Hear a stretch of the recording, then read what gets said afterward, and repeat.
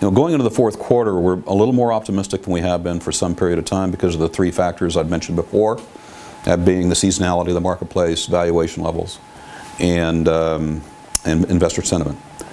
I think looking at individual ideas as far as sectors are concerned of the marketplace, geographic focus and such, we have to look at what's really come down dramatically and what we think has come down overly so in relation to fundamentals. It was corrected more in valuation than really would be warranted during a normalized period of time.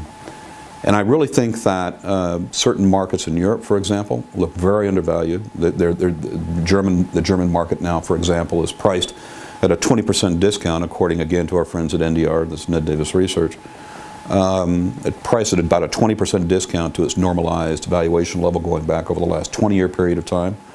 The Japanese equity market looks extraordinarily cheap now, and there's fundamental drivers behind, particularly in Japan, why that's probably going to change.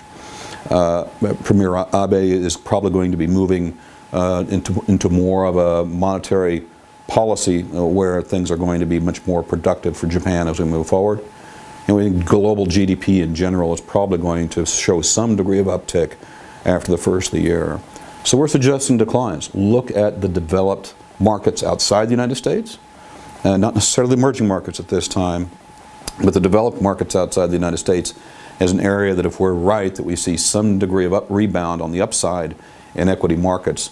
Indeed, Europe and Japan may actually lead that charge on the upside over the next 3 to 6 months. Second idea I would throw out is looking at commodity prices. Goodness knows commodity prices have moved down dramatically. Most investors aren't aware commodity prices, according to the CRB index, have declined by about 45% in value since 2011. It's about half valuation now compared to where commodity prices were trading simply about 4 years ago. That kind of move indicates that we're experiencing a secular bear market in commodity prices. And last time we've had that kind of move on the downside in commodity prices to that degree over such a short period of time, 3 other occasions since the year 1900. Those other 3 occasions, from peak to trough, on average, commodity prices declined by 45% in value, right in line with what commodity prices have done now for the last 4-year period of time. So I'm suggesting that commodity prices, while we may not see an uptick in commodity prices over the next 3 to 6 month period of time, eventually 2016, 2017 commodity prices will probably see a bottoming and then the start of a move to the upside.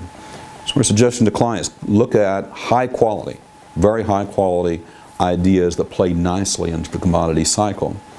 I'm getting a sense that the MLP space, for example, is dramatically oversold, with yields now approaching about 8.2% on the index itself, and that being the herein MLP index. An 8.2% dividend yield as compared to the 10-year Treasury yield at about 2% right now shows a yield for MLPs of about 6.2% higher than the 10-year Treasury. Only 3% of trading days over the last 20 years has that spread been that wide. So we're looking at valuation levels based on dividend flow gone down to extremes more than 2 standard deviations away from the normal dividend yield on MLPs.